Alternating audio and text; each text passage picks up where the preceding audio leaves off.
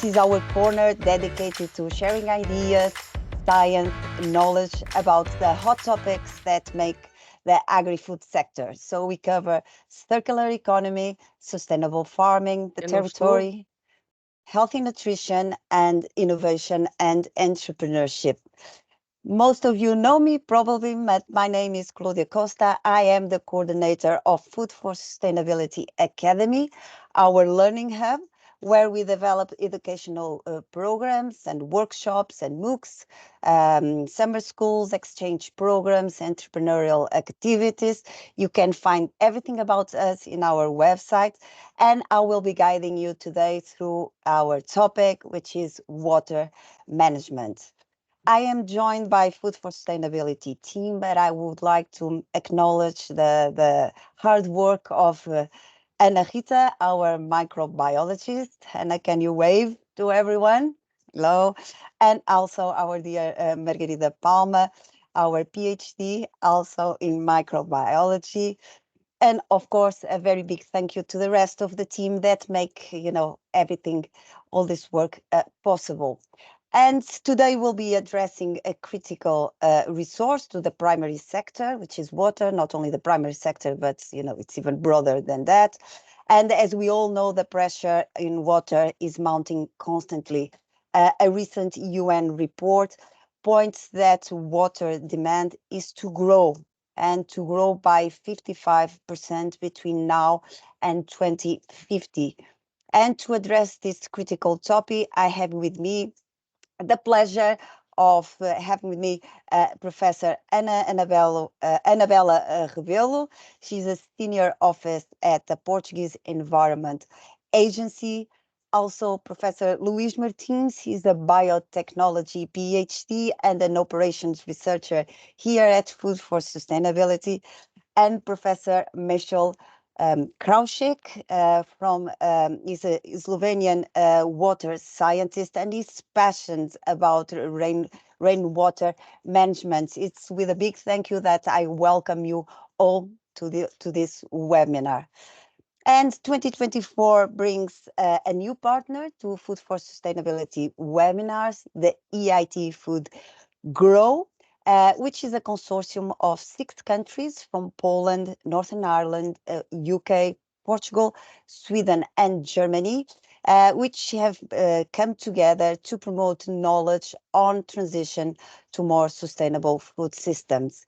And of course, this is well aligned with Food for Sustainability mission, which is to apply research to advance areas on circular economy, sustainable agriculture, of course, the territory where water management acts as a focal point, which here in Food for Sustainability, we believe that can be addressed at least partially by looking after our soil health and soil functionality, and also the topic of healthy food and entrepreneurship. So here we are. It's a pleasure. I'll welcome you. And as we move forward, I would like just to set some rules for this webinar. So the webinar will be recorded. So all of you that are not comfortable with the recording, I just ask you to keep your cameras off. All those that are comfortable, I ask you to keep your cameras on. It's much nicer to see faces. Questions are also welcome. We will use Slido or the chat here in Teams. And the main reason why we prefer questions in writing is just for timekeeping reasons, not for anything else. So how it works, after each presentation, you can raise your questions, you type them in the chat or in Slido, and I will address your questions to the speakers. I will allow as many questions as the time permits. We will finish at 5:30. Please make your calculations for your local time. So we have a dedicated 1.5 hours to water management. And just before I introduce our speakers, the team has prepared a small quiz to test your knowledge on the topic that we have here at hand, very specifically also water saving in the agriculture. And how will we do this? So we will use Slido. So Slido is very simple. You just type in your browser www.slido.com slido.com. You can also use your mobile. You can scan this QR code. And once you type, let me type also here. Okay, I have Slido here with me. Also, you will find hashtag box. And in this box, you just type F4S Academy, and you should be in Slido. So we should have a few people on Slido. Rita, is it Slido open? So in Slido, you have two tabs. You have the Q&A tab that will be open after we finish our pools, and you have the pools Slido, where Rita has prepared a couple of questions for us to start to test our knowledge on water management. So the first question that we have for you is whether you have an idea of how big is the proportion of irrigated agriculture in respective to the total of the cultivated area. Of course, this depends a bit on where we are, our regions. We can also see that things are changing. Water scarcity, so certain crops now demand more water to be able to be productive. And we have 11 people that just voted. We have many more here with us on the webinar. Probably you're still trying to access Slido, but I think we have here a clear winner.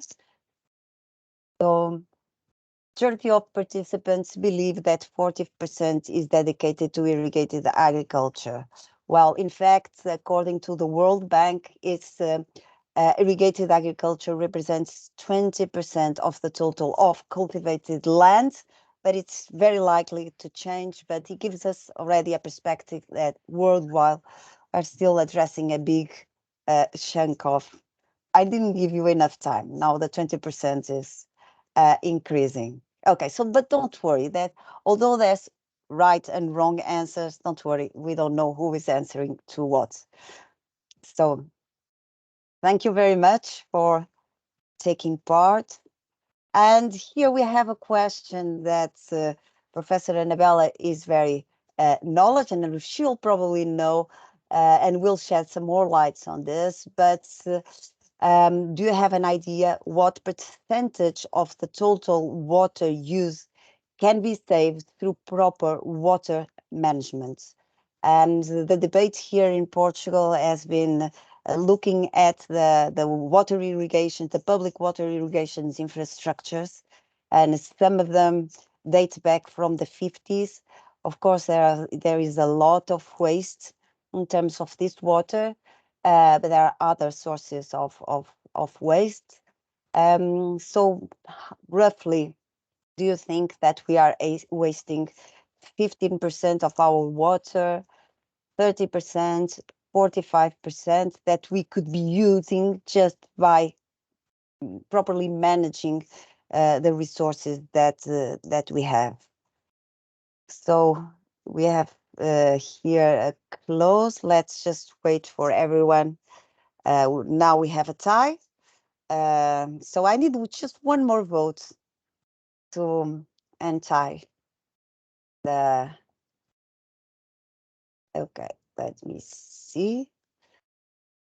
And what we have here is that 45%, but in fact, the current figures point to almost a third of water is being wasted because it's not being properly managed. So we have here a huge opportunity still to make the most of the water that we are already using. So currently the figure is that 30% of the water that we use can be managed in a more effective way. Thank you so much. That was great. Thanks for taking part.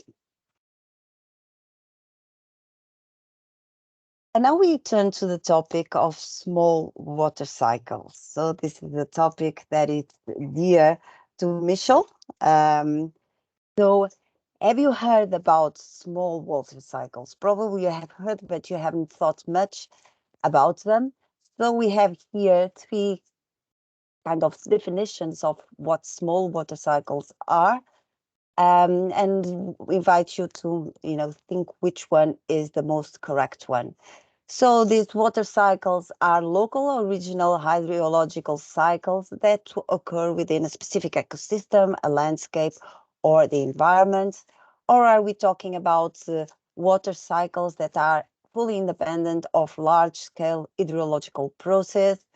Or instead, are we talking about those that are independent, so not influenced by geography, climate, and vegetation? So what do you think? Small water cycles, and this is the passion from Michael that has written extensively on the topic and has been devoting part of his life to promote small water cycles. Okay, so I think this question does not raise any doubts, so we can delve into the topic. You're absolutely correct. These are small water cycles, are cycles that occur within your local ecosystem or landscapes or the environment. And if we think of a farm, it's clearly that we can manage the water cycle within this farm. And so we will know more about how they work. So great, fantastic. I think we now can start our webinar. We have gone into the topic. We know what we'll be discussing, but just before I pass to our speakers, let me just briefly introduce our speakers. So our first speaker is going to be Rita, if you want just to put the speakers, okay? So our first speaker is going to be Annabella Rebelo. She's going to talk about water reuse, trends and approaches. And Annabella has a PhD in chemistry and a master in industrial chemistry from the University of Beira Interior here in Portugal. She's a senior officer at the Portuguese Environment Agency in the Water Resource Department.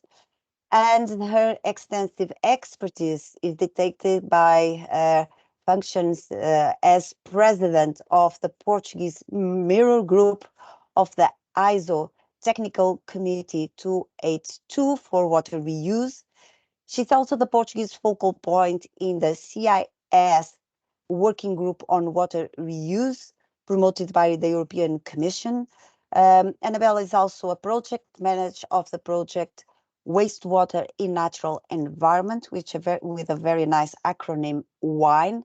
And this is done by IMPEL, which is the European Union Network for the Implementation and Enforcement of Environmental Law. And she's also the Portuguese contact point for environmental application of the Commission recommendations on a common approach to establish a systematic surveillance of SARS-CoV-2 and its variants. Annabella has been publishing in several scientific journals and conference proceedings, always related with water. Annabella, it's a true pleasure to have you here with us. Thank you very much. Then we have with us Luís Martins, is going to address financial mechanisms for water management. Luís is an operations researcher here at Food for Sustainability, where he develops, manages and implements innovative projects focused on sustainable intensification of the agri-food sector. Luís holds a PhD in industrial biotechnology, working for more than 5 years in valorization of agri-food side streams into added value products, exploring sustainable bioprocesses.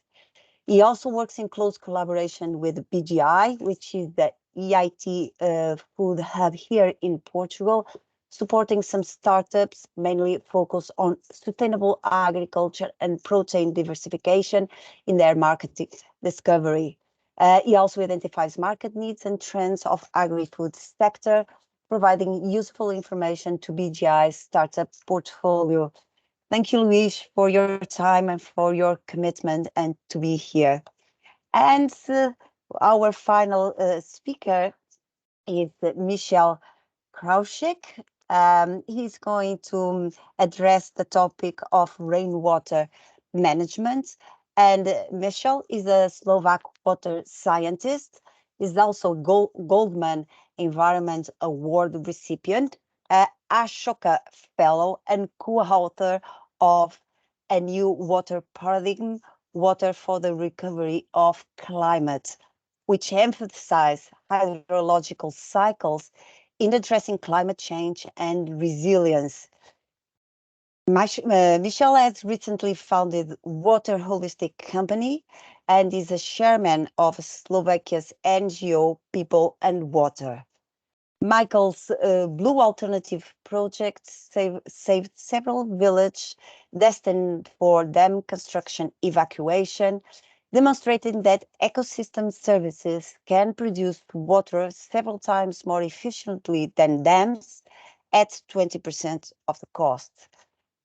Michel also coordinates the Green Restoration Program policy for Kosik region of Slovakia, which was approved by the regional parliament in 2021.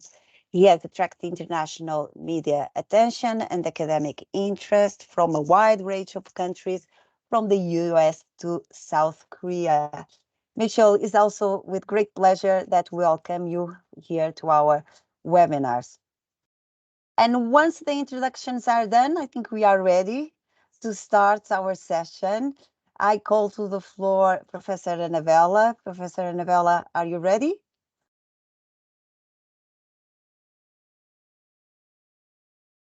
So I will start to share my screen.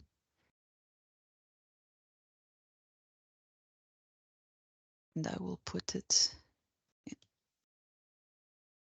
Just confirm me if you are seeing in. Yes, we now have in presentation mode. Thank you. Okay, thank you very much. So good afternoon, everybody. It's a pleasure to be here. Thank you very much for the Food for Sustainability for the invitation. It's a pleasure to be this afternoon and share some knowledge among us. So I will start to I will do my presentation on water reuse, some trends and approaches in Portugal legislation, but also under the European developments. So water reuse starting to gain impact and start to gain attention since 2015 in Europe. At least it was the main waking up with the first circular economy action plan that described that indeed it was a huge resource, but underused. Therefore, it was the starting point for the European Commission starting to study these resources and started the works to develop regulation for its use. In 2020, a new action plan was established for circular economy, and it states clearly that the new water reuse regulation will encourage circular approaches in agriculture. So, and is intended that the Commission will facilitate water reuse and efficiency, including in the industrial processes. So after this point, water reuse gained a new attention, not only on southern countries where water reuse was more already in place due to severe droughts and due to higher scarcity, but now even northern countries and in Central Europe, water reuse is gaining more attention. But under the circular economy, water should not only be seen as a water source, simple water source. Water should be seen as a service, as a source of energy, and also as a carrier of nutrients, also carrier of other substances, minerals, and so on. So in 2020, the European Commission, the European Union proposed a regulation. It was published in June 2020, and it since last 26 June is in a direct application in all countries.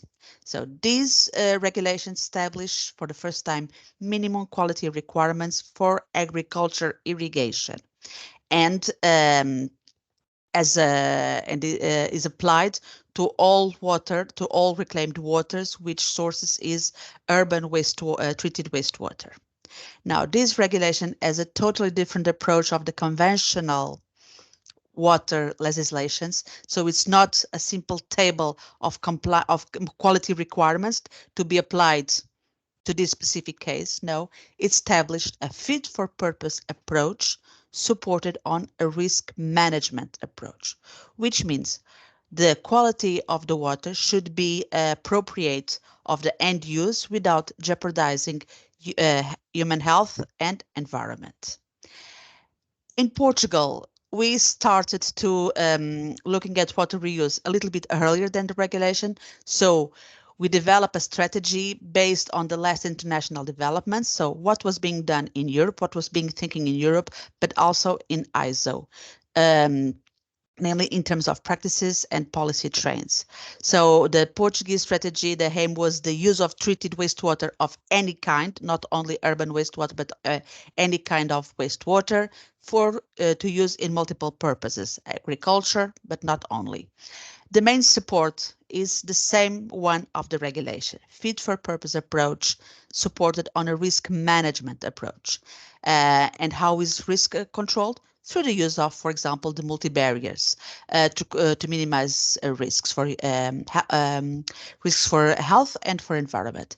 The application in Portugal is not only the urban systems like the European regulation, which is called in Portuguese centralized systems, but also applied to decentralized systems, which means could be any type of wastewater that is produced in a single industry or in a resort, for example, and can be used for multiple purposes.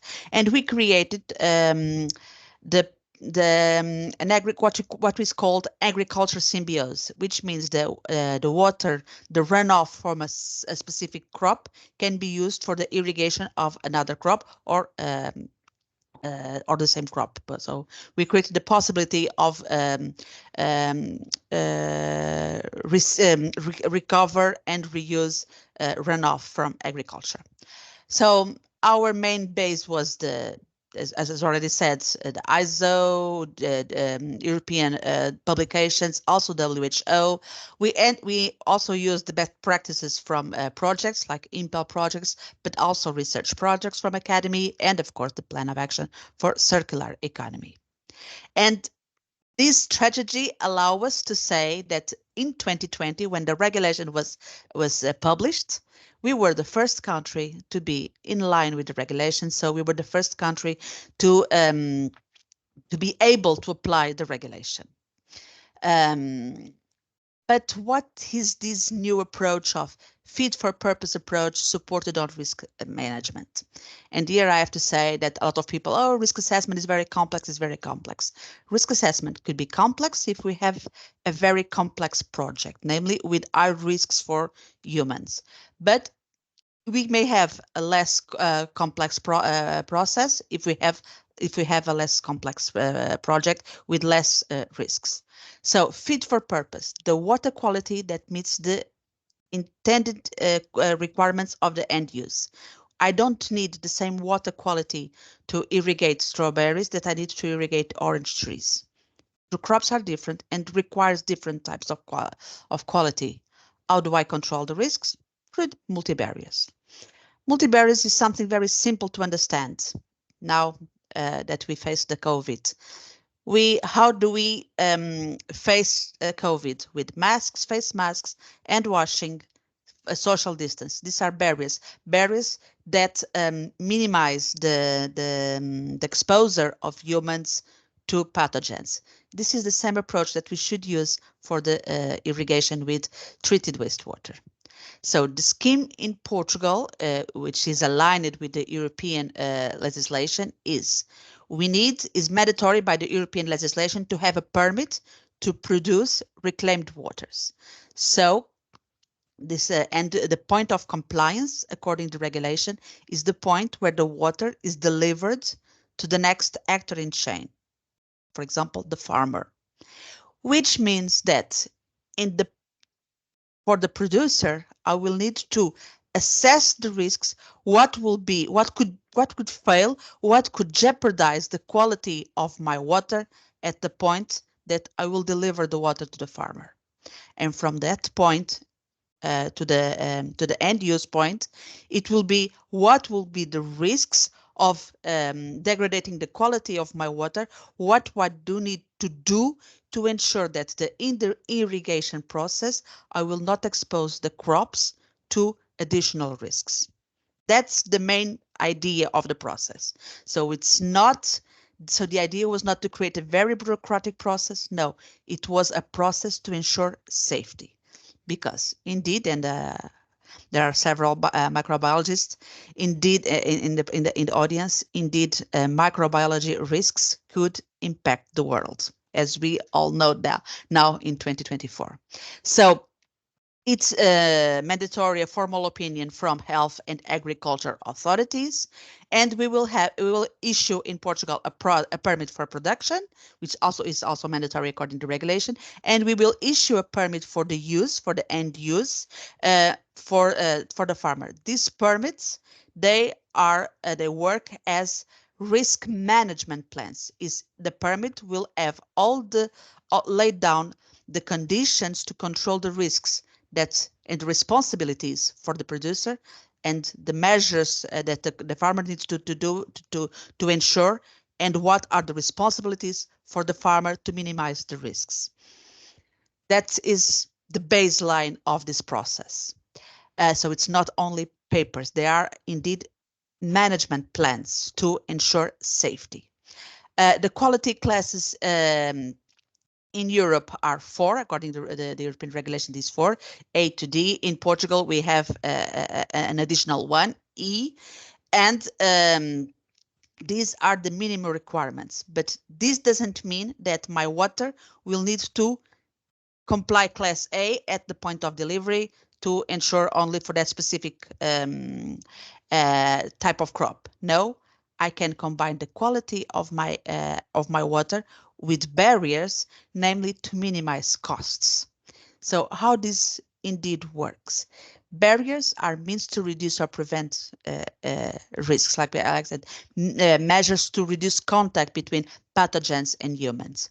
And we know from the maps that the probability of failure of one barrier is always lower than the probability of failure of all barriers at the same time. So I may have a very high quality water. If I don't take care of that water, in the point of use, my water will be in very bad conditions. Okay. I can buy the best Bentley, the best Rolls Royce. If I don't know how to drive, if I put it on the wrong roads, I will have a broken car in the end. That's not the idea. So basically, I will combine it with my needs as for my crop needs. And barriers could be like the method of irrigation, drip irrigation versus sprinkler irrigation, could be a schedule of irrigation to minimize the contact with people, could be a sun cover sheet that will prevent the water to touch the crops, at least the edible parts of the crops. It could be, for example, the time lapse that is between the end of irrigation and the starting of the harvest. So these are kind of barriers that I can use. And some specific barriers, which are called in Portuguese equivalent barriers, or in ISO accredited barriers, or WHO, they have a theoretical equivalence of reduction of pathogens. So which means that I can combine my quality class with these barriers, which means, for example, if I want to I want to irrigate crops that are eaten raw, but that they grow above the ground and the water will not contact with with the edible parts of the crop, I can use a class A, which is the best class without no barriers, but I can use a class C, which is costs much lower, which have a production costs much lower than class A, and I can use barriers. And these barriers, these 3 accredited barriers, could be type of irrigation, sun cover sheet, harvesting time versus stop of irrigation. So it allows me to put the efforts where they are needed. The risk management boundaries, according to EU regulation, this is very important. They start on the quality of the wastewaters, what is entering on the treatment plant, what can jeopardize my final product, and they will go to the point where the crop is harvested. When the crop leaves the ground, then we have food safety legislation, food safety rules. But until that point, until the point that the crop is on the ground and is irrigated, should be managed according these risk management boundaries and according the procedures of the European legislation and also the Portuguese legislation. And will take into account not only the crop, but also the surrounding areas of the crops, including workers, neighbors, so people that can contact the crop, not only the people that will consume the crop. People that will consume the crop is the following food safety regulations.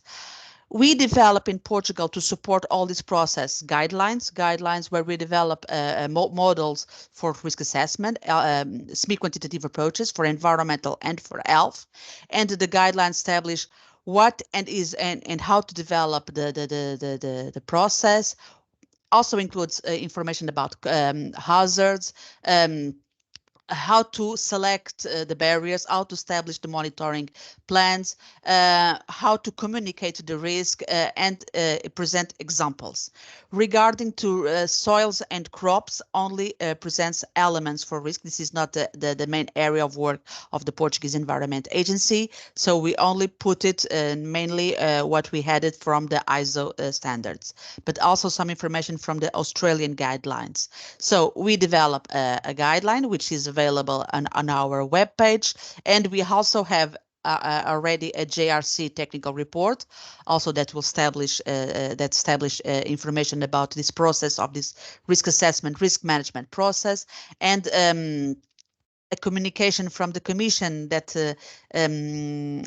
identifies how to apply the regulation and is on the public consultation, a delegated act from the Commission that will lay down these rules that are previewed on this GRC report on a delegated act. So it will become mandatory to apply that provisions. So this risk assessment, like I said, it could be applied quantitative, qualitative, and semi-quantitative models. The models in Portugal that we develop is semi-quantitative models, but anyone could be applicable. The regulation requires a careful health risk assessment, so it's mandatory for agriculture irrigation. And the GRC document says that the ISO 20426 sets possible approaches for that, and is the main baseline for the model that we develop in Portugal. Major hazards that should be taken into account this health risk is microbial, toxic compounds, antibiotic resistant genes, agronomic parameters, compounds of emerging concern, and also agrochemicals like pesticides or nitrates. So a lot of things. For human health, we have to take into account exposure through ingestion, inhalation, and dermal absorption. And for environment, we have to take into account soils, crops, and of course the water resources. The approach that we develop in Portugal is published in a paper and is quite comparable with the approach that was developed by the Joint Research Center from the Commission. We also develop another model for for environmental risk assessment, which is also published in a paper. If you're interested, I will not get into detail now. Now, just to finalize my presentation, I just going because compounds of emerging concern and micropollutants a lot of people are talking about that this is a huge problem. Are we going to hit crops that are being irrigated? It's going to be contaminate our soils and our crops. So I'm going to show you just a few examples. This is an example that was made in Spain, and they study more than 200 micropollutants, and the most detected one was carbamazepine. And to be toxic for humans, indeed to have some effect, we noticed that for the daily consumption of the taking into account the average of daily consumption, the acceptable daily intake is almost 300 times below the value. So it's not so toxic as it seems. Another example from Israel, where they also study in several fields, and in this case, they have studied for several years, an average of 20 years, and there's a paper published on that. Also, they noticed that indeed they found these products on water, less ones in soils, leaves. The concentrations were higher when comparable with fruits. So it could be more a problem, for example, for lettuce, for spinach, but perhaps less problematic for the fruit itself, like avocados or tomatoes and so on.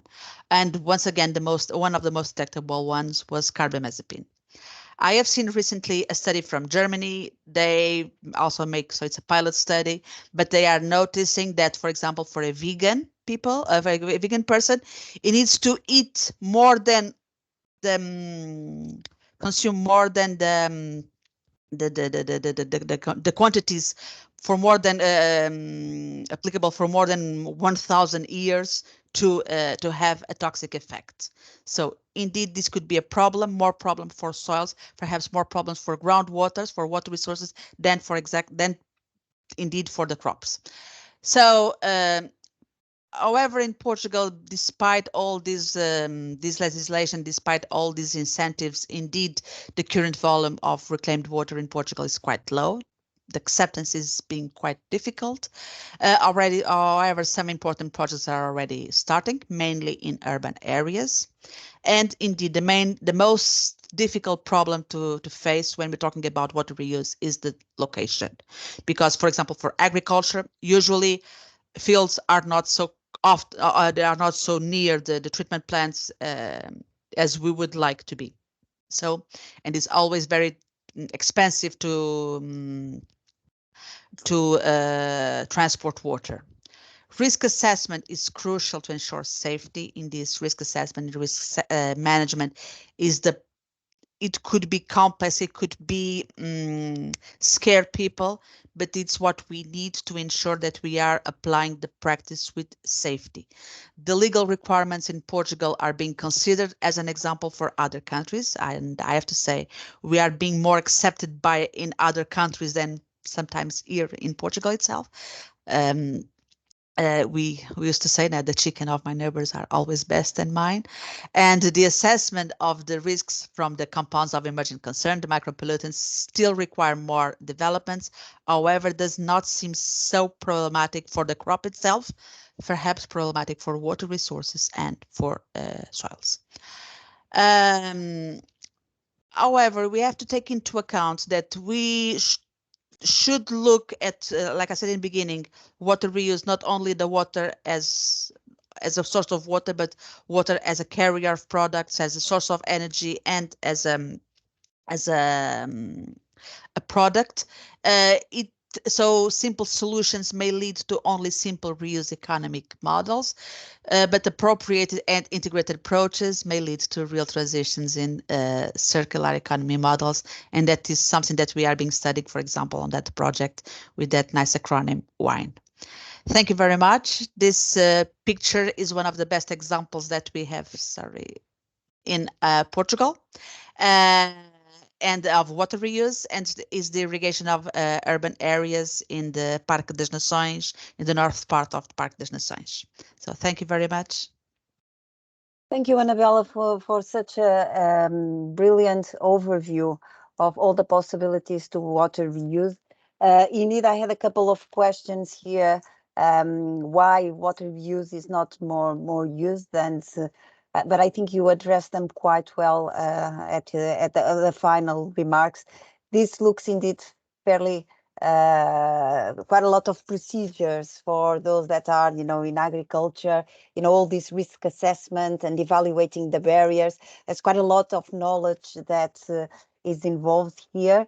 but eventually, starting with urban areas is a good starting point for even for the technology or the model to develop, so that we can actually move to something that is simpler, and it makes it easier for farmers to make some decisions. But I found it very interesting. I hope you are curious to know more about what Annabella has just showed. We have a couple of questions here, so I will give preference to slide. One of the question is whether is it possible to recycle water from organic farming? Where it's possible to, I think so. With the right risk assessment, with results who have an acceptable risk, any place. I think that's the answer, if I understood the question well. But one thing that emerged, that sometimes what we see is very good, even European projects that are well financed, well structured, very scientifically support. They come into place, they show the results, but then adoption is not taken. So the projects drop even at the farm level when the project finishes. So why do you think this might be, from the experience that you have, Annabella, of working more with farmers and the primary sector? Yes, I think we need to work more. We need to demystify what indeed is water reuse, and the best solution. And sometimes it's not, because if the source of reclaimed water is not near the farm, it will be very costly to transport. So, but an integrated way of management water resources will allow to address water in a different way, and will allow to, for example, to leave water resources for direct fresh water for agriculture, or water reuse for less noble uses, or so several management options are needed.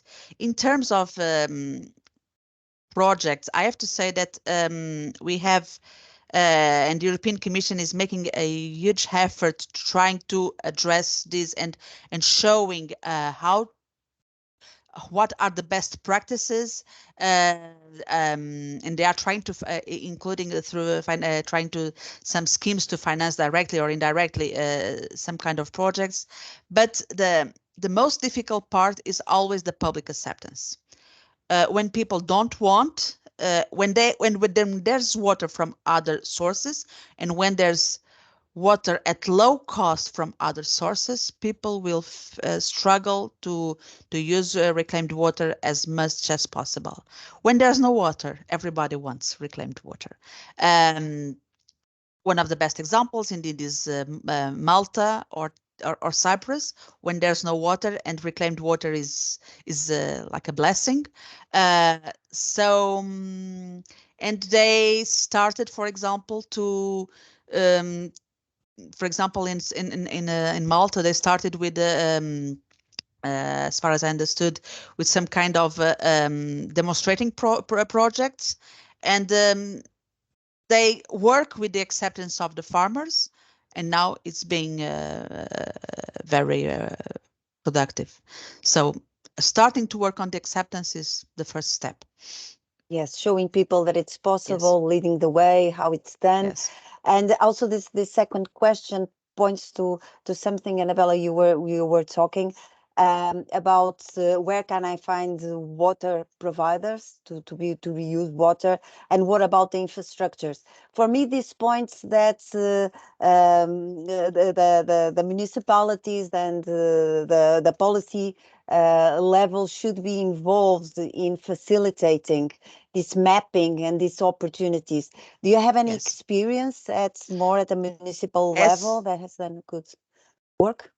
So, as far as I know, the Portuguese regulator, so the entity that regulates the services for wastewaters and potable waters, they already have the published legislation to create the use of reclaimed waters as a service. So it means that the water companies they are already allowed to manage reclaimed waters as also and to provide the service of delivering treated wastewater. Regarding infrastructures, there are some works, I think, in Algarve. As far as I know, I think Lisbon is also trying to study something to understand the best solution where it's feasible to create infrastructures, because like I said, it's not always feasible. If the case, for example, that I show with Parque das Nações, the treatment plant is located near inside the park, so the area there, it's the best, was the best option, because trying to transport water for long distances is a huge cost of energy. So but as far as I know, there are some examples. So some municipalities, like I said, Lisbon is already working on that. I think north of Portugal, they're also Águas e Energia do Porto. They're also starting. I think they are starting to work on that and try to find out what kind of market they have in the surrounding area, namely the farming market they have in the surrounding area, where it's feasible to deliver reclaimed waters. So Okay. in terms of costs, I know this in preparation legislation. It was supposed to be published this year, but as you know, the government is leaving, so we will have to wait for the new government. Yes. We are on hold here in Portugal. We are on hold. We will have elections next month, so everything is waiting. But this was a very, very interesting presentation. It points that, at least in terms of frameworks and science, we are already there, but some of the conditions probably are still lagging behind. You know, all in all, we still have water here in Portugal. We will manage, some years better, some years worse. Not in the south, I have to say, not in the south. But probably that's a good, well, one of the forcing mechanisms to start looking, and probably municipalities also need to facilitate the process here, because as you very clearly present, this is not easy for a farmer in Portugal. I need to move on to our next speaker. Annabella, we have a question here on Slido. If you want to answer in the chat, we will continue with the conversation in the chat. So Annabelle, I invite you to stay. Thank you very much. Luís, hello, Luís Martins. Hello, good afternoon, everyone. Our next speaker, are you ready? If you are.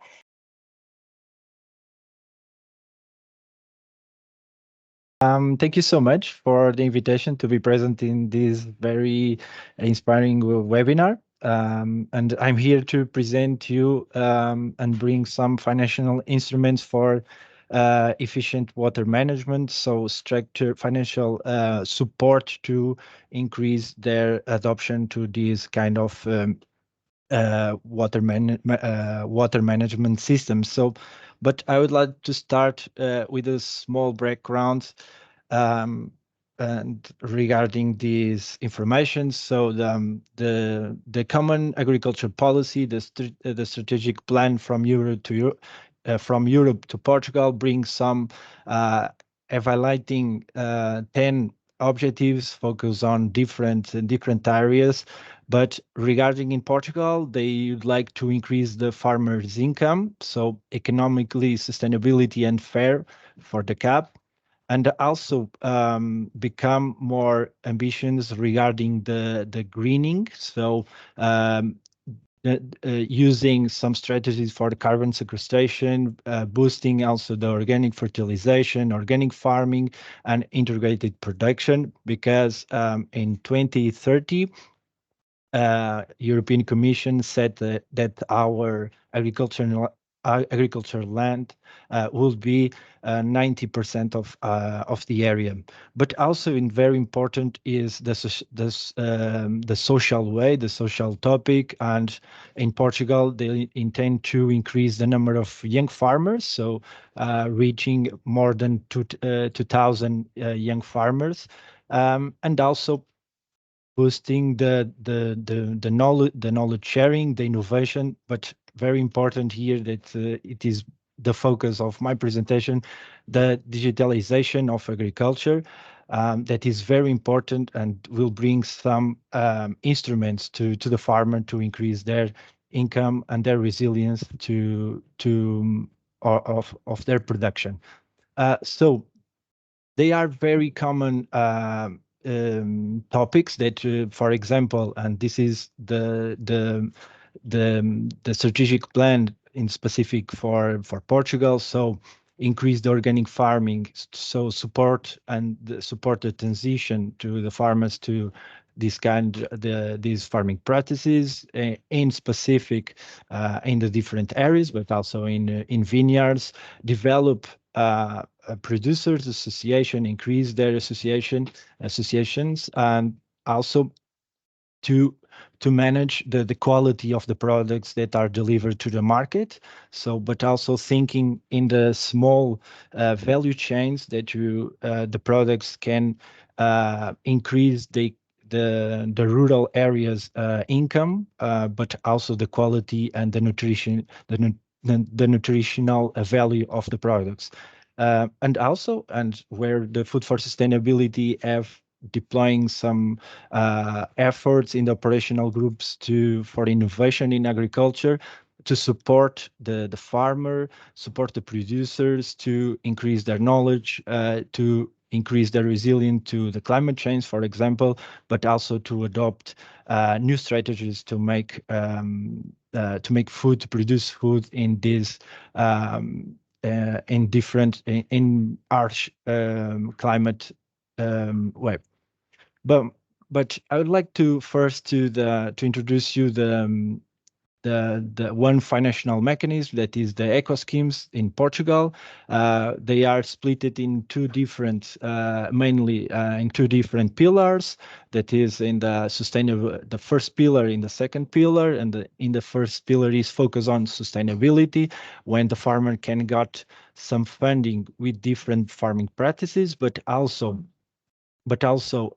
if they manage and if they implement some soil management practices to increase their, for example, fertilization, using organic fertilization, but also regarding to the animals and welfare to their production. And in the second pillar, it is the environmental and climate manage, where the efficient use of water is exploring. So here we will explore the efficient water usage. That is a mechanism to increase the income of the farmer through the adoption of water management and water systems that can boost and save water in their land. So this is more or less the eligibility and the mandatory commitments that they are that they have to committed to be part in this for these benefits, for this financial support. And I would like also to highlight that they have to have one actor or more, and also have a regularized situation in the organization. One specific water meters that are geo-referenced. And also one of the points here is they have to commit that these strategies and save annually 7.5% of the water of the last year. There are other mandatory commitments, but these are the ones that are more important, and Food for Sustainability are in close contact to the farmers and also to the IFAP and GPP to assist and support the farmers to adopt this kind of approach. So the best part is for the farmers, of course, is the payments. The payments are divided in different groups.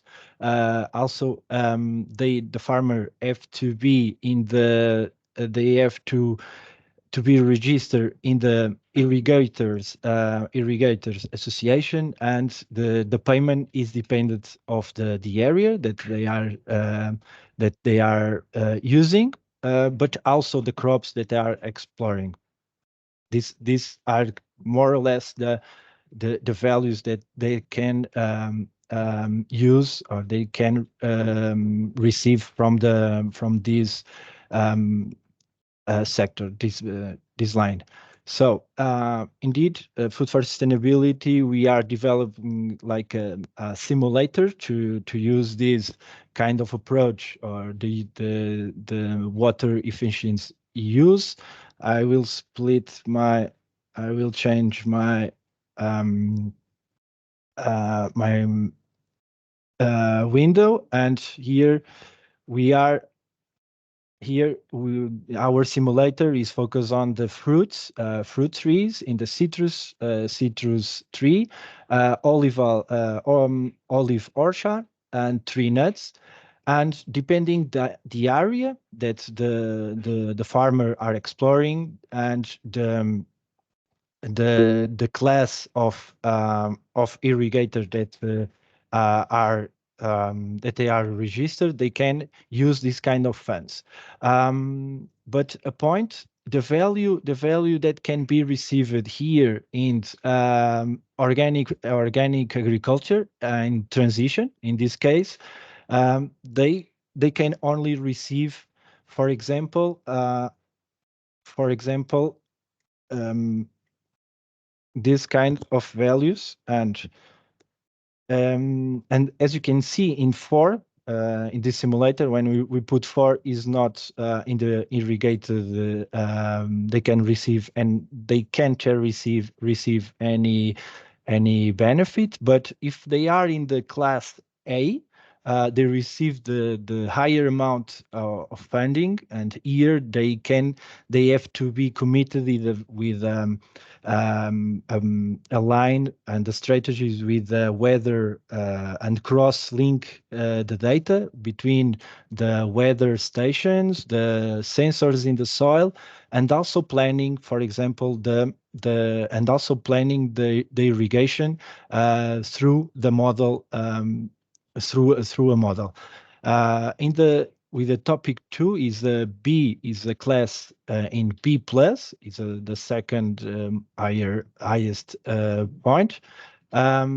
Here the farmer have to be committed with only the sensors in the soil, and have an approved plan to the irrigation.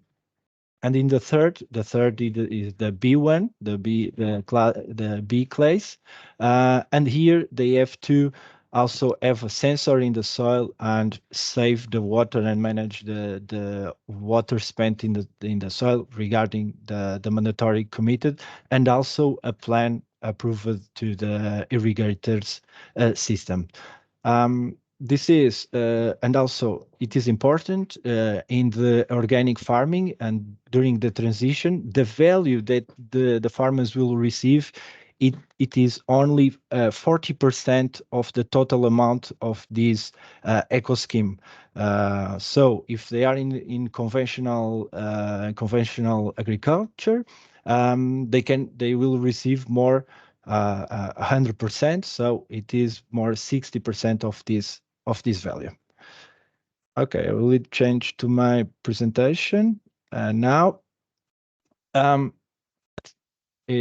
It is now we are improving our simulator. So the second support system that we would like to present you, it is the Smart Sustainable Farm Food and Trade European Digital Innovation Hub that is totally focused for the agri-food sector, is a European Digital Innovation Hub, and the technologies and the service here, they will boost the knowledge, but also the adoptions, and deliver some help and also innovations and service regarding the digitalization of the agri-food sector that can be used by the farmers, but also for the food processors, for example. And the average co-funding here is at least 50% using the PRR. But the very important here is when we go and when we access to this program, to this mechanism, funding mechanism, we will explore and use the technologies, the knowledge of these 27 members, and they can use and support you in their transition and their adoptions to the and increase their learn in the digitalization for the farmers. And these are the service, the catalog that are most related with the that are provided to the not only for the farmers but the processors, but the distribution retail. But here I would like to highlight that the farmers can explore the digital literacy and training, digital tools for sustainable farming, and the conversion to sustainable farming. So this are totally aligned to the efficient use of water and water management. And what you are doing here is and Food for Sustainability, and with the coordinator of this program, the BGI, they can exploring the optimization of irrigation management. So use different technologies that are available in the market that can boost these and save the water in the land. For example, for the optimization of irrigation, we have to look, and it is very important to find out the levels of water in the soil. And the farmers have this question, I need to irrigate the soil. And this is only possible if you have sensors in the soil. And these European Digital Innovation Hub can support the farmers in their farms to know how these kind of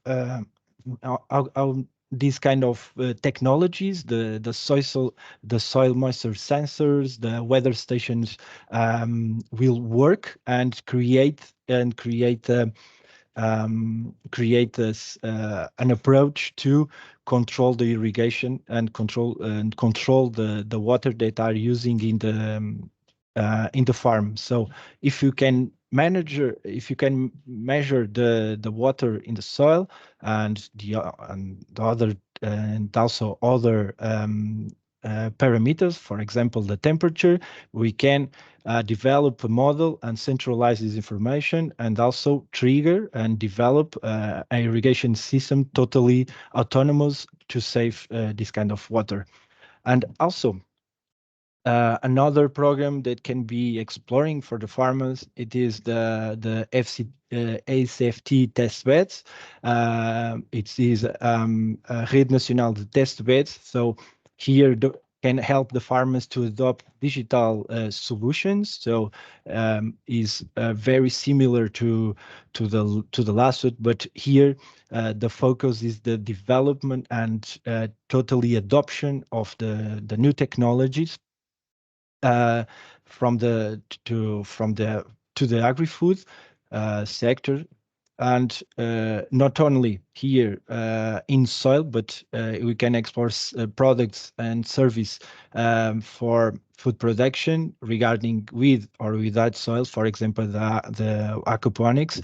And it is very useful because the vertical farming is now one of the is emerging technology and a very promising production system. So, for example, I would like to finish my presentation.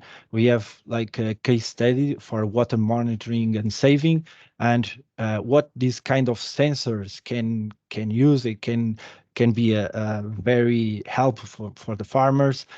For example, it is an example of walnut trees or growth, and this is the irrigation during these lines when the irrigation started, but here you can see that the tree is not responding. So the walnut tree now is starting the flourish the flowering in this point. So after five days or before the starting of June, you can spot it here that they start their metabolism to produce and start the flowering, and then we can here with this analysis we can design your irrigation plan, and because you know that the plant started their metabolism, their flowering, and at the finally during also the spring and the summer, and in the final of the August we'll start the harvest of the hazelnut. So we have to stop the irrigation, and also the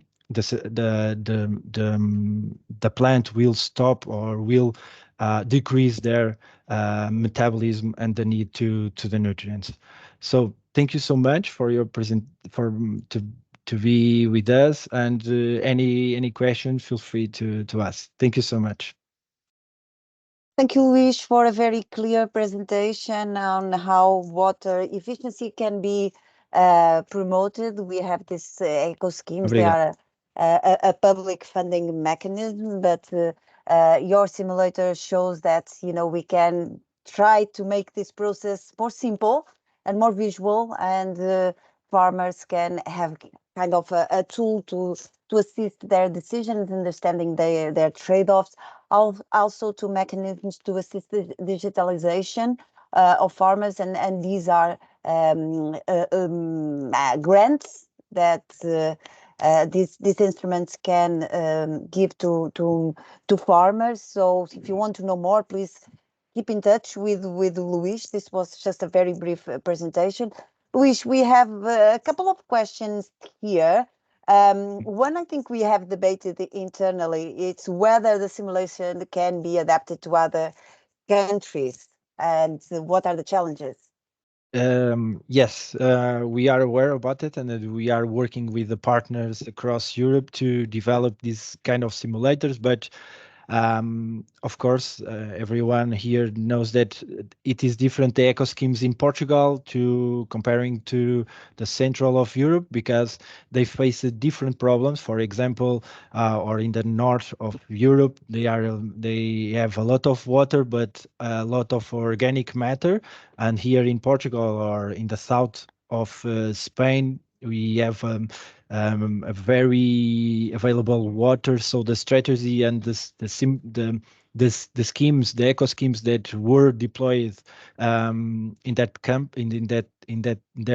their countries will different. So we are in contact with different partners across Europe to develop this simulator to adapt their reality. But it is one of ambitions of our simulator. Yes. Yes, is to become European-wide, is to move from. So this is kind of what Annabella was saying. We start to provide inspiration to others, so then to build a bigger projects. Adam also has here a very interesting question, but Adam, I'll go to your question in a second. Luis, I think someone is really keen to invest in technology to ensure conservation efforts, and of course to get this support. So besides financial help, is it possible to also get technical support to implement certain technologies? Yes, yes, of course, because it is very important to be close to the farmer and develop and deploying the knowledge of how this technology works, what are the value that they will bring to the farmer. So food for sustainability is in close relationship to the farmers. This is one of our main goals to deliver this support to farmers. And of course, the financial is directed to the SMEs, so so farmers and also food processors, of course. And yeah, but our goal is to be and give their tech support using our multidisciplinary team, since the data team, the data analysis team, the service, because we have also to take a look for what are the conditions of the soil. So look for not only to the physical-chemical parameters, but also the microbiology. It is very important for us, and it is one of the aspects that have to be in count when we are designing the plan and the plan to the conversion of for the sustainable farming. Yes, thank you. And Luis, you rightly pointed that part of the services are digital literacy. So this digital literacy actually fits well into the technical support. Very conscious of time. I'm just going to wish you can then continue with the questions in the chat. But the sensors that you showed, Adam asks if they are soil moisture sensors, capacitance probes. Sorry, my pronunciation. I think this was more an example rather than a technical example of what can be done, right? Yes, but also there are different models in the market, so it depends what you would like to measure. So, but it's important. The first is the soil moisture, the temperature in the soil, the conductivity in the soil. But it depends how the cost that the farmer would like to spend, because but it is a very added value for the farmer to use this kind of technology. Okay, thank you very much, Luis. Luis, please remain here to see if there are more questions. I'm sure more questions will come around, and Luis is available if later on you want to clarify any of these points. And Michelle, thank you so much for patiently waiting to give us more knowledge about small water cycles. The floor is now yours, and we look forward to hear about it.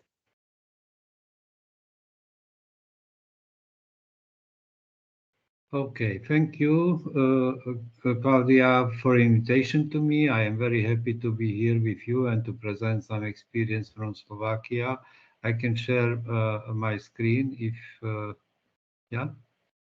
Yes, please. Yeah. You have permissions.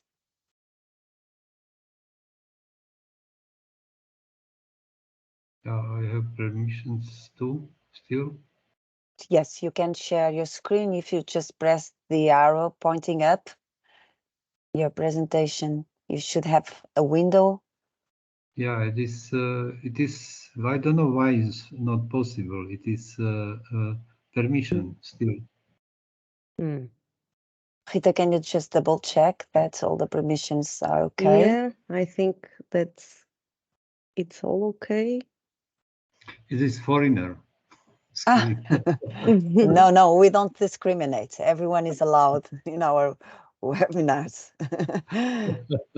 But it was working a while ago, Michelle. Or Yeah, I can speak a little bit and listen. We have some experience about 30 years in Slovakia about analyzing and research about the degradation of small water cycles. And we know that everywhere it is a little problem in globally that we educate on the school that we have small water cycle, big water cycle, and this water is vapor and coming again to continent and to create clouds and rain and so on. And it's with differences, what is mean about this small water cycle, we need to deeply understand because it's a small water cycle, water which are vapor from ecosystem, a flow to atmosphere, a consumption of solar energy. Yeah, it's still problem. I don't know why. okay, so what I propose is that Rita Yeah. shares the Yeah, presentation. I will share the presentation, Mark. Michelle? Michelle, yeah, sorry. I will share Okay. the presentation, and when you want to pass the slides, you told me, and Okay. yeah, I will pass. Just let me. Yeah, and this experience we presented on the United Nations conference in March last year, and in white paper. And 15 years ago, we published this new water paradigm, which means it's about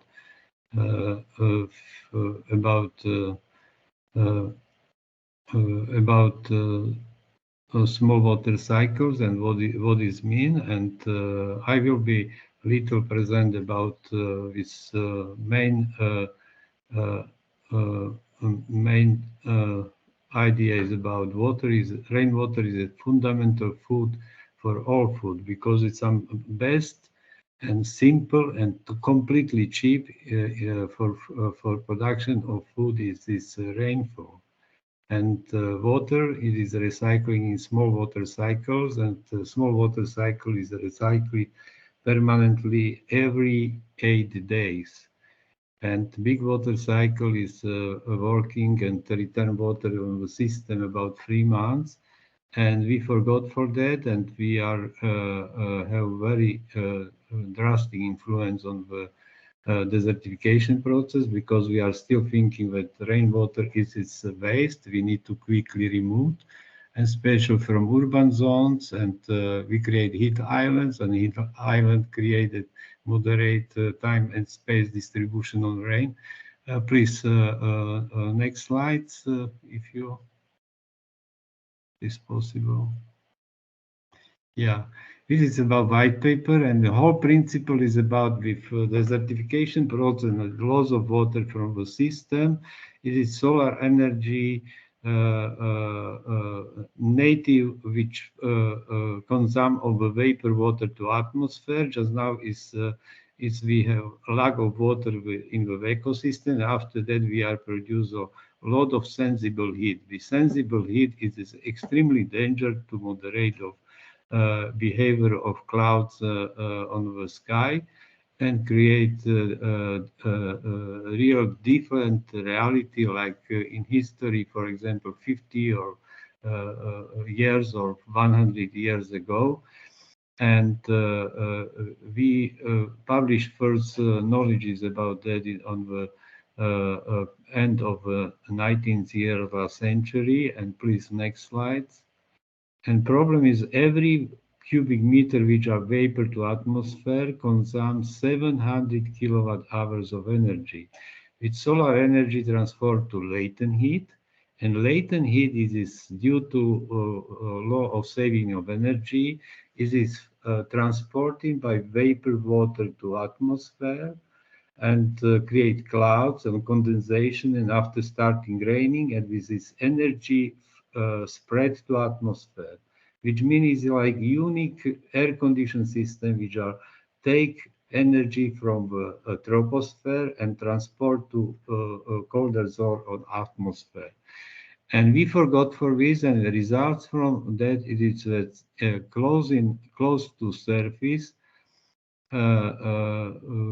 increase of temperature because problem is this lack of water, because with solar energy transform directly close to surface on the sensible heat and create heat islands, and heat islands create a very dangerous condition for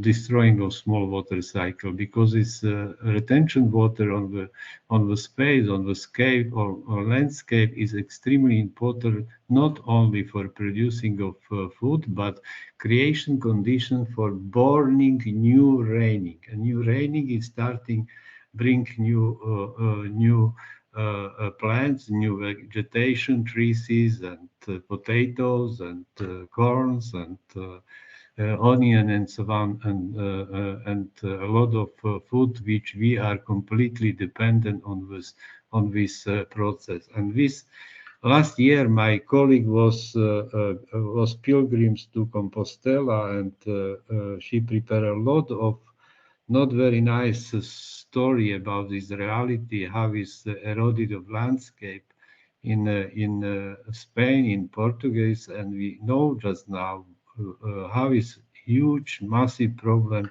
on Pyrenean Peninsula about the desertification process. And yesterday I read that in Spain is just now record about temperature is very high. In Slovakia is about 15 degrees. It's abnormal situation because it's problem about usually in January we have minus 10 degrees, 20 degrees, not plus 15 degrees. And problem is about real about lack of water. Next slide, please. Look about this small water cycle, and small water cycle is water follow down, saturate to soil, and after that by the roots, pumping to vegetation and flow to atmosphere, create clouds and return again. And around this is about process about photosynthesis of on the ecosystem and sequestrate of carbon together with solar energy, with water, and create biomass. And it is fundamental food for us, for biodiversity, for environmental, for climate system, because around this processing is make cool effect too, which means water is not only for, we need water for people, for food, for biodiversity, for nature, and for climate system. And usually we are speaking when influence on climate change about the states of water on the system.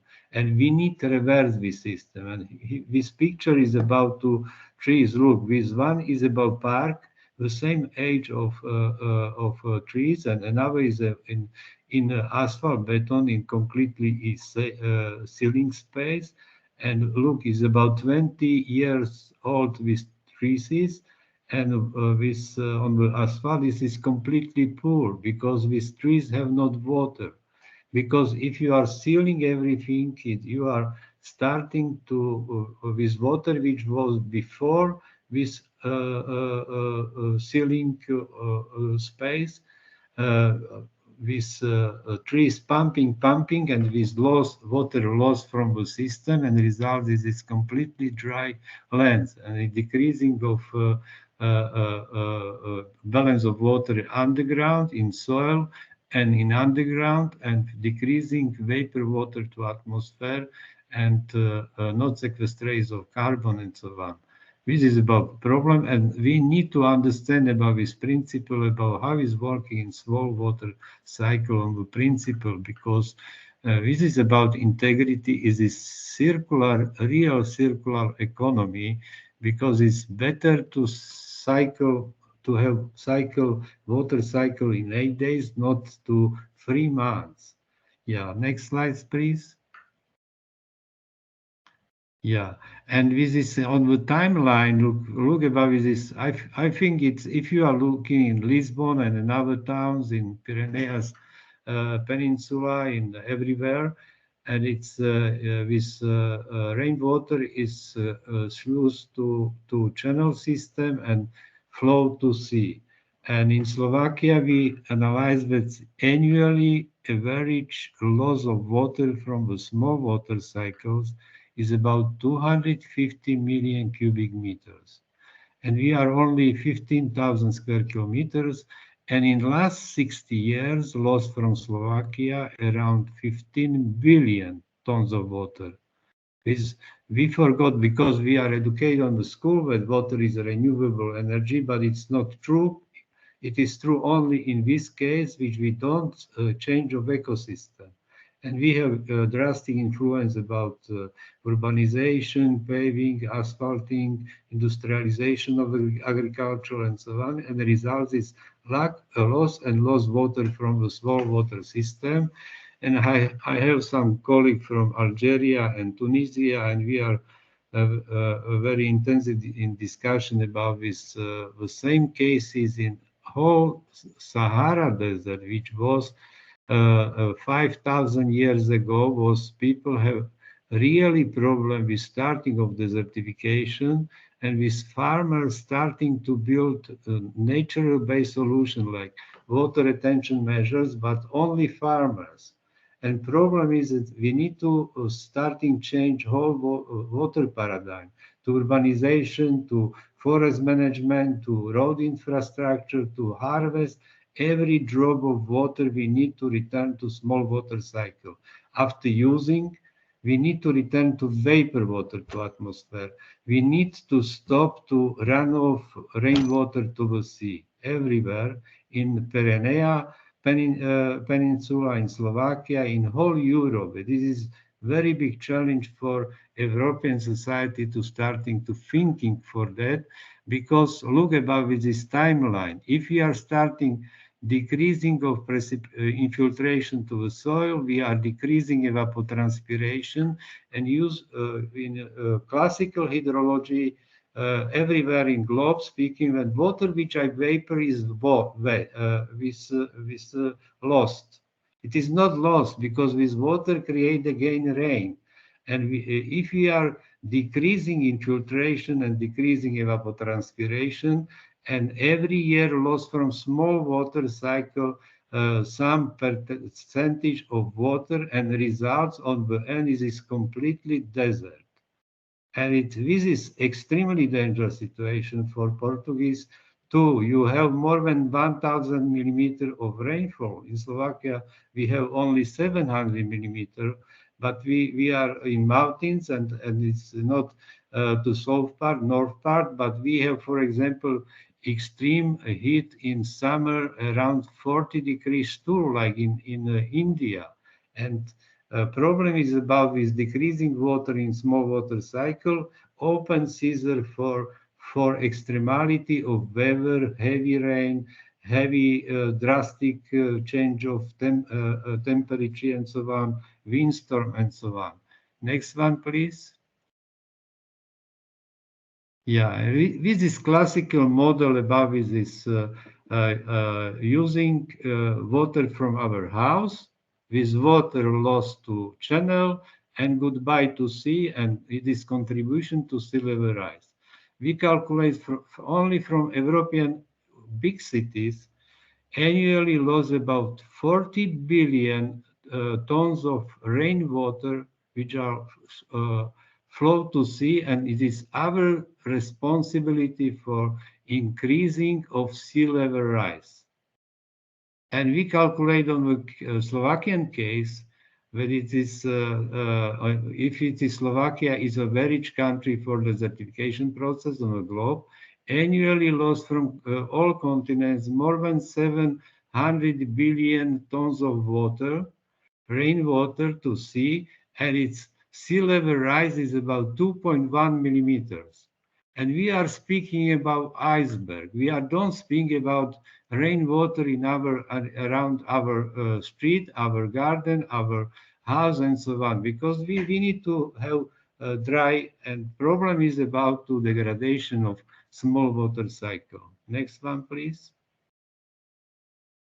Yeah, and it is, I spoke just now about bad news, but if we know about this, and if we are starting just now to harvest water to ecosystem and return water to small water cycles, different naive natural-based solution. We are starting to return water to small water cycles, and we can to create this model very simple, very useful, effective, and will be more water for all, for people, for food, for biodiversity, and for climate system, for social stability, and problem about this is for security of Europe too, because we know about this conflict which are burning with desertification, like in Syria. What is mean for example, for Europe?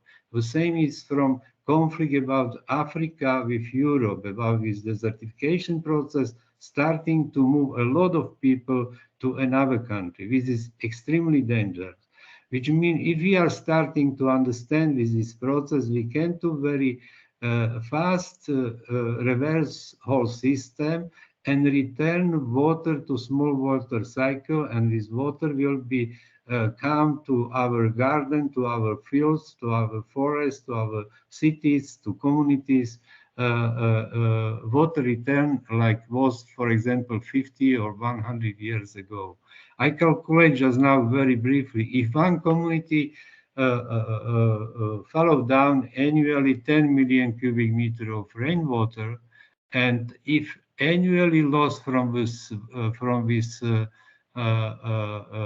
balance 100,000 cubic meters, you can very easy calculate how much water lost after 10 years, after 20 years, because this water don't return to the system, because from ocean it is from water table vapor the same balance of water, but decreasing vapor water from the desert on dry lands. Next ones, please. It is good news for solution. And with this couple information about solution in Slovakia, how can to be prevent to flood, drought, and climate resilience. And it is very simple solution which can help for all farmers, for people, because if you are farmers with 100 hectares of lands, you can to calculate how much water loss in one extreme event, which are in the rain season, runoff away. And I think it's financial mechanism of Portuguese government, Slovakian government needs to motivate people to rainwater harvesting on the landscape, because this water is key fundamental food for all for all of us. Next one, please. And we wrote about this concept, new water paradigm, in 2007, and you can find on the website, and some my friend from French make movie about that. I think it is in Spain too, but not Portugal language. But main principle is this: humanity accelerate the runoff from the land. The same was starting 5,500 years ago, because Sahara was 5,500 years ago was green.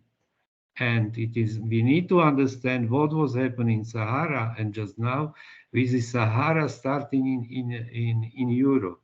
And it's, you know very well what is mean about this Pyrenean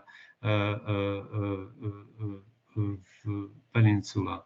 And more solar, after desertification process, is more solar energy flow to atmosphere, sensible heat to troposphere, and the result is completely moderate flow of clouds on the sky. And the result is prolonged period without rain, and after massive heavy rain, and special in winter time and rain season. And rise temperature create with this very danger climatic extremes, which is create another domino effect for degradation of whole social society security. And good news is that renewable of small water cycle over land can be tempered extreme, whether even ensure a growth in water reserve, which means we can't to reverse water to the system. We cannot to thinking only water, for example, rainwater harvesting for water supply on the community level, but we need to reverse whole system of small water cycles. And because this water reservoir is a small water cycles, this is main issue. Next one, please. Yeah, and so I spoke about this. We are still today. I listen of our radio that it is temperature was growing in after 100 years, 1.5 degrees, and it is no chance to stop rising of temperature, because problem is about water. Problem is not about CO2. CO2 in atmosphere, it is only indicator of change of climate. But the reason about the climate change, about overheat, it is about lack of water in the ecosystem. And we can to, if you starting on the community of farmers, directly to harvest rainwater, you can to create local climate system. And if you be 100 farmers together, it is create more wider of space for make cool effect. This is a very simple, very effective system for change of reality about climate, and together with create better conditions for water sources, for fertilizing of soil, because photosynthesis create carbon sequestration. The result is humus on the soil. It is fertilizing of soil. It is better economy. It is not only about this fashion trend about the green economy and so on. Next one, please. Yeah, it is couple idea about slide stop floods and desertification and bring back of water and the vegetation. It is a lot of positive effects which we need to deeply understand. And if, for example, for Portugal needs to be, I think, analyze how much water just now losing of continent in heavy rain period, and how create managed system for harvest this water and return to ecosystem again, and to stop erosion, vapor water to atmosphere, produce of food, produce of biodiversity, make cool effect, and creation of water sources. Next one, please. Yeah, and we have couple example about this creation of civic society movement in Slovakia, because we have the same problem like everywhere, because it's governments, people are very conservative, is oriented not for holistic, not for integration approach, but for sectoral approach, because one authority create water source in our agriculture, in our environmental, in our climate, in our economy, and so on. And result is a sectoral approach. We need to create this nexus approach, which means between water, between energy, between food, between soil, and between climate system and biodiversity. And this is couple example in Slovakia, which we create last 20 years. Next one, slides. Yeah, and we created this concept in action plan, which is just now on the green restoration plan on the Košice region. It is on the website European Union, and we create on the political level and regional government restoration plan, which is how water which are just now run off away to streams and to Black Sea. And if we create this condition for recharge rainwater on the soil, results will be great condition for creation new water sources, increasing of fertilizing of soil, food production, decreasing of temperature, flood prevention, drought prevention, new water sources, and decreasing of production of sensible heat and increase vapor water to atmosphere with offer raining period for better condition. Next one, please. Yeah, it's a whole calculation, and look above is this last line. It's whole nexus economical return on the only for free commodities. This concept return in 5.2 years with money which you invest for this. With money returned to in period 5 years, which means if you are farmers, you can to create with this model, and you will starting to be a rich condition for better sustainability for your farmers, for organic, because we are still thinking about how to stop fertilizing of soil by a chemical industry, but some best fertilizing of soil is this photosynthesis. It is capture of carbon from atmosphere, but we need more water on the system, on the agricultural land. Next one, slides. Yeah, and on this concept we create with this global action plan, and we presented this global action plan in US in 7 years ago, and it is really possible decreased on temperature and globe about 1 degrees. This is one, and second is about to create a lot of benefits. This is real circular economy. Circular economy is not only how to using of waste and to recycling of material and using of technology, but to recycle whole system. And whole system, because water, biodiversity, food production, climate system, local economy, and so on, and security and social harmony on the community level. Next one, slides. And we are finished. And we create this is like a water rotor on this principle, and with water rotor, which means it's rainwater which are harvested to the rotor, and starting to develop as it's like mechanical system to create great condition for by photosynthesis, a lot of vegetation, foods, and so on. And around this is growing about society. This is about education, social, healthy, because it's healthy food and healthy soil. It is healthy people. And it's around this research, we created a condition for financial instruments, for technology development, sharing of information, and create with this whole system, because we are living on planet Earth, because we have water here, and we forgot for that.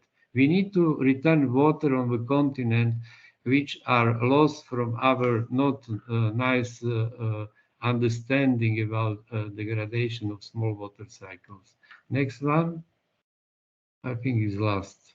Okay, I think thank you for your attention, my friend, and sorry that I will little emotion around this, but my idea was to present it for you. Yeah, thank you. Okay, that was brilliant. Thank you so much, Michel. This is very interesting. Actually, you mentioned a couple of times the word systems, and this is the system, and indeed everything is interconnected. And thanks for bringing the attention of the water cycle into the process. But of course, this is all very related also with the soils and the capacity for soils to retain water and have biodiversity available to really ensure that the soil structure is there. So again, it's always good to have in mind that the water and how we can manage the water that is around us, especially for farmers that are in charge and can grasp these small water cycles and not forget them, and to make the most use of them. So very conscious of time, and I apologize for running so late, but I cannot go without pointing to Michel a couple of questions. So one of the questions here in Slido is how extensive is the scope of small water cycles? Can it be implemented within municipalities, for example?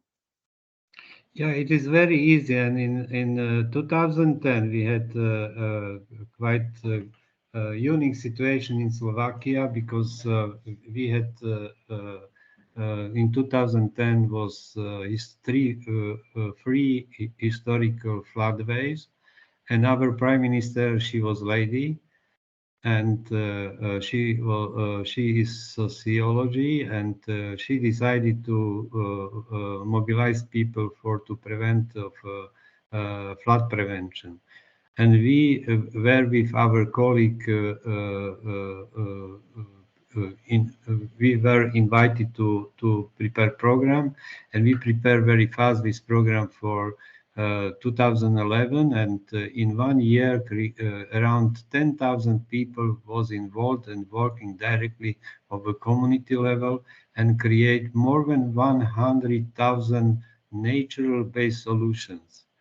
And this era was only 1 year and created a system for increasing water retention capacity about 10 million cubic meters. And plan was for 250 million, but new government completely stopped because it was very technocratic people, conservative, and it's with sectoral approach.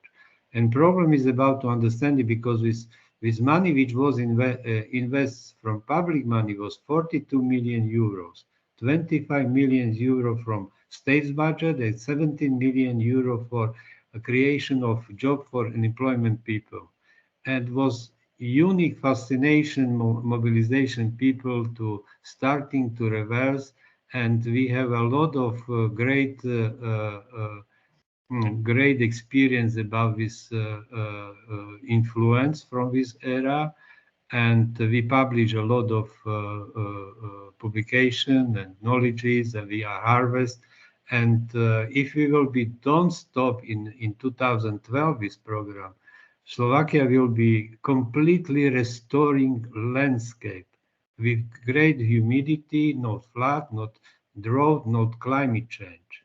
And sorry about the reality, because conservative people and technocrat people on the public level have different ideas, but I am sure that just now problem around trouble with climate change and the trouble with desertification process will be open door for orientation, for created conditions for implementation of nature-based solutions orientation, and to involve on the community level to public participation, because we just now to make some supervisor for local governments, we helping how to calculate, how to explain, how to implement practical example, and it is people on the ground level, on the local level, starting to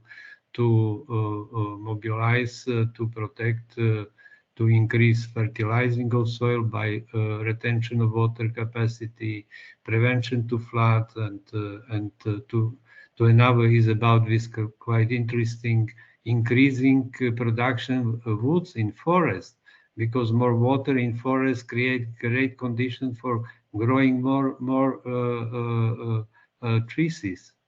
And this is about this economy, and we need to bring economy to the system, and not only everything is interrelated. And don't be sorry, because sometimes this challenge become opportunities, and we were referring to that with Annabella. We still have plenty of water, so we don't reuse water. Michelle, one other question. I will pick two questions, sorry, and then we need to finish. I will thank you, all of you that have participated. But I'm also curious about this question. So in the regions of Slovakia where you have treated catchment using your technique, so small water cycles, whatever that technique is, and we can eventually at a later stage delve deeply about the specific techniques, but what changes in water volume in the creeks have occurred? Do you have this figures? How much? Yeah, we have this photo documentation, one publication about these techniques, about these different water retention measures. I can send to this link, and it's one. And second, we create this methodology, how to quantify this, how much water you need to you have your potential for implementation if you are interesting to prevention to flood and using this water for example, for farmers. And another we create, for example, we have one example which is completely on the 27 hectares.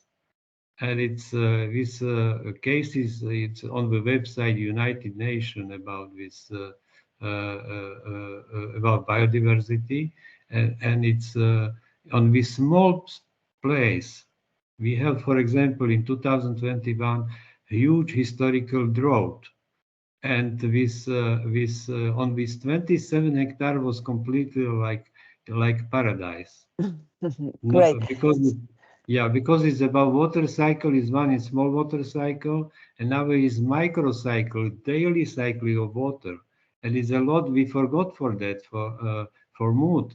And this is about this challenge how to return to the system and create auto-regulation model for drinking water for without money. Okay, Michelle, I think if you could just pop here in the chat the links to the papers and the work that you have done, and what we will do afterwards, we will publish in our website where we have the webinars, these links for those to view later on and to go into the specifics. And the final question, Michelle, is whether you are related or your organization is involved in any Horizon Europe programs on natural-based solutions on water cycle management. Do you have anything ongoing? We are involved in two research projects. One is about this for Danube River. Another is about project Land for Climate, which is leader is Dortmund University.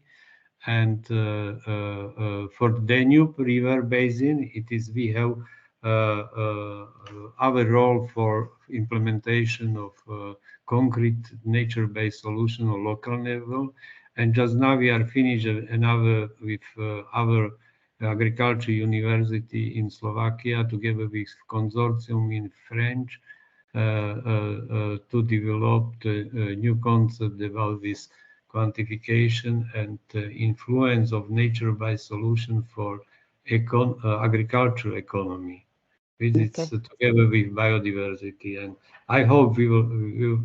I don't know if it will be success or not, but I am very happy because it's a lot of Horizon project is really oriented to nature-based solution, and this nature-based solution starting to 30 years ago in Slovakia, and we have not very nice conditions because it's we have a lot of conflict as official authority, and we are saying, listen, we need to starting to restore of damaged landscape because water is problem of the landscape, not to accumulate on the water reservoir and after distribute.